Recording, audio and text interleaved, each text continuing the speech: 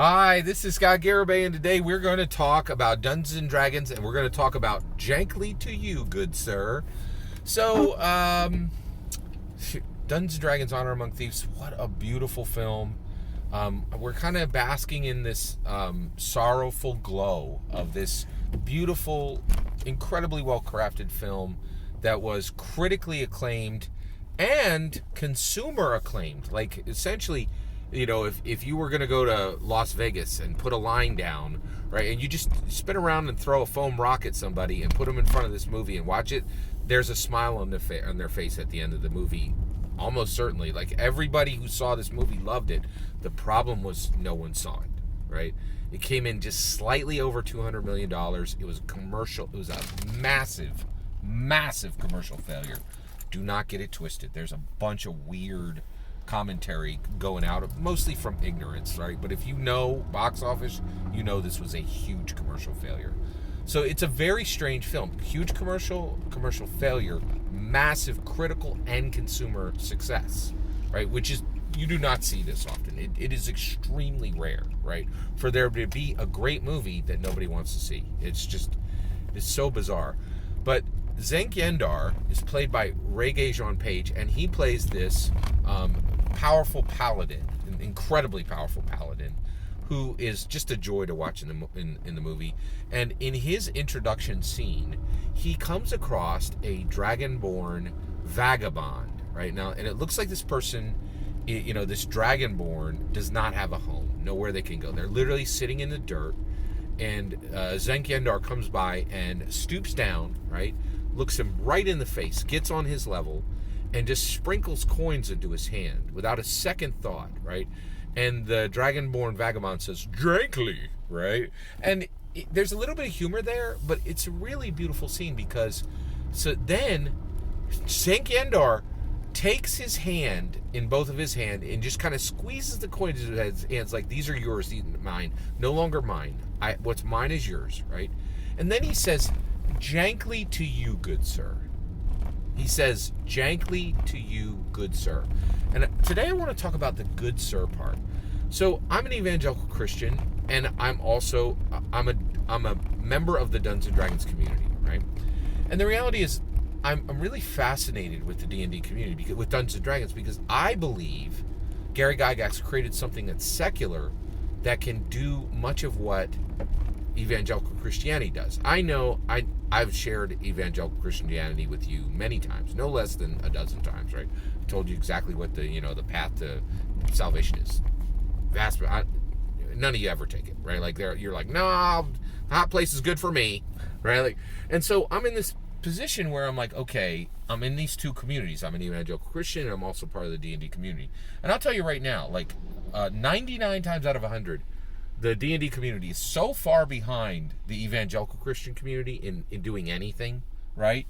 In doing anything correctly, that, you know, there's almost never there's almost never a point where the D&D community has it right and the evangelical Christians have it wrong. It's always me hoping that the work of Gary Gygax can improve the lives of the secular, the lost, the same way the evangelical Christian community and the work of Jesus Christ has helped me, right? Dungeons & Dragons will never get you all the way there. In fact, all it can do is really improve your life here on this planet, right? And it can do nothing, you know, well, that's not quite true.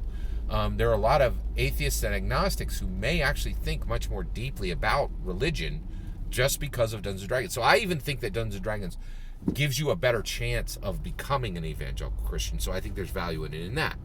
But let me tell you the one time where the D&D community gets it right, and the evangelical Christians get it wrong, right? And this is shocking, but it is a thing, all right? So it's right here. It's Jankly to you, good sir, right? So this comes from Daly and Goldstein, right? And they're the directors, and they're saying, hey, look at this paladin. He comes across this dragonborn vagabond, a person who doesn't have a home, right? And he says, hey, take these coins, Jankly to you, good sir. And he says, good sir, right?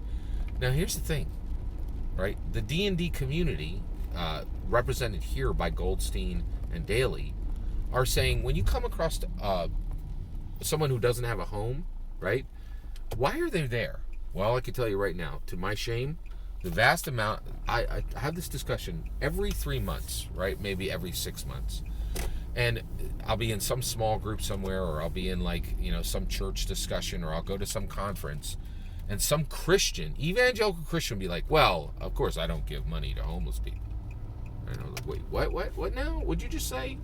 Well, if you give it, you're just going to use it on meth. They're just going to, use it on Thunder Ripple. They're just going to use it on some kind of intoxicant. So you can't give them money. So you take them to a diner, and you give them, and you offer to buy them a sandwich, right? Or you just keep moving, because 90% chance, that money's going to go to some type of intoxicant.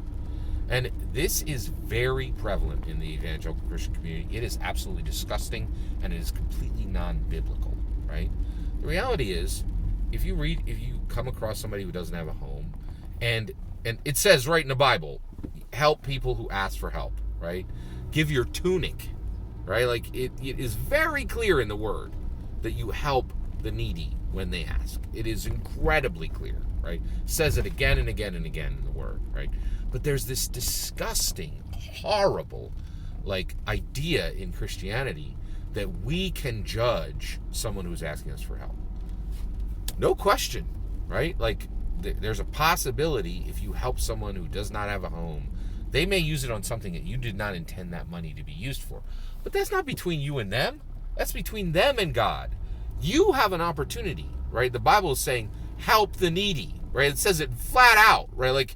It's like, hey, these widows don't have food. Give them some food, right? It's like, hey, you have to give the tunic. If you loan somebody money on their tunic, you got to give their tunic back at the end of the day. When the needy ask for help them, right? Practically, immediately, right? Don't judge them, right? And this is the part where Daly and Goldstein get this. They're like, there's a possibility that this Dragonborn vagabond is just going to run off and buy mead with that, right? But that's not what Zenkendar assumes. He assumes that this man is a good sir, a noble spirit worthy of help, right? And that's what we should be doing in the evangelical Christian community. But there's so many truly Christian people who have this idea that a dollar of mine can't go to a bad cause. Did you even read the Bible? When you gave money to Jesus, do you know where it went? It went right to Judas, right? There was a funds problem in Jesus's ministry, right? You don't judge, you help, period, right? And Zenkendar is right there helping with a judgment. He judges this Dragonborn vagabond. And you know what his judgment is? Jankly to you. Good sir, noble, honorable, I assume you are like me. And that your circumstance where you do not have a home is because the world has visited woe upon you, not because you are a bad person, not because you have bad habits, right? And so this is the one time where I'm sitting here, I'm in both communities. I'm in D&D community, and I'm in the evangelical Christian community. And this is the one area, right, where I've seen where the D&D community is way ahead of the evangelical Christian community, because we have a lot of these repugnant people who are like, oh no, you can't give a homeless person money. They'll just use it right on meth. Yeah, can't do that. They'll buy fentanyl with it. Right? Man, that is horribly repugnant. Anybody who puts their hand out, asks you for money, you give it. Cash on the barrel, straight out your pocket. Right? That's what Jesus would have done. Right? And the reality is, it's important. It's important to get this right, and it's important to acknowledge the one place I've seen where the D&D community is very much ahead of the evangelical Christian community. Right? So I'm hoping the evangelical Christian community will actually catch up with the D&D community on this one thing. Jankly to you, good sir.